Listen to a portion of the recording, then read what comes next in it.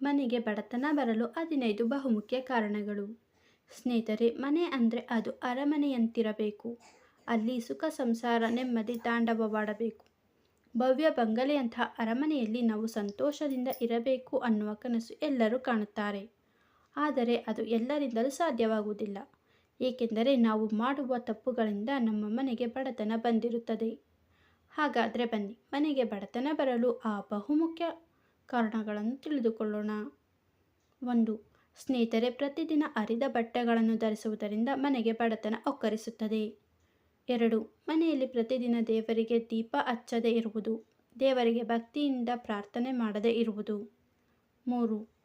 ಮನೆಯಲ್ಲಿರುವ ಕಸ ಗೊತ್ತಿಲ್ಲದ ಹೊತ್ತಿನಲ್ಲಿ ಗುಡಿಸುವುದು. 4.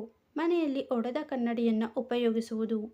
5. ಮನೆಯಲ್ಲಿ ಪ್ರತಿದಿನ ಮಾಂಸಾಹಾರ ಸೇವಿಸುವುದು. 6. ಮನೆಯಲ್ಲಿ ಅತಿಥಿಗಳು ಬಂದರೆ ಅವರಿಗೆ ಸರಿಯಾದ ಉಪಚಾರ ಮಾಡದೇ ಇರುವುದು. 7.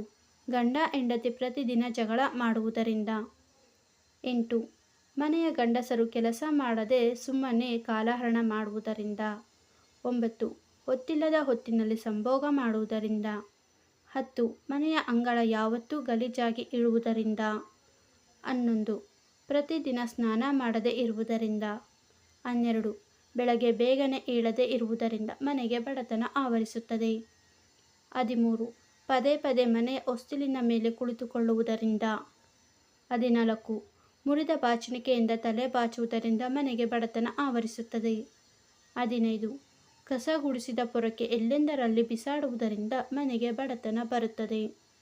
ಇದೇ ರೀತಿಯ ಒಳ್ಳೆಯ ಮಾಹಿತಿಗಳಿಗೋಸ್ಕರ ನಮ್ಮ ಚಾನಲನ್ನು ದಯವಿಟ್ಟು ಸಬ್ಸ್ಕ್ರೈಬ್ ಮಾಡಿ.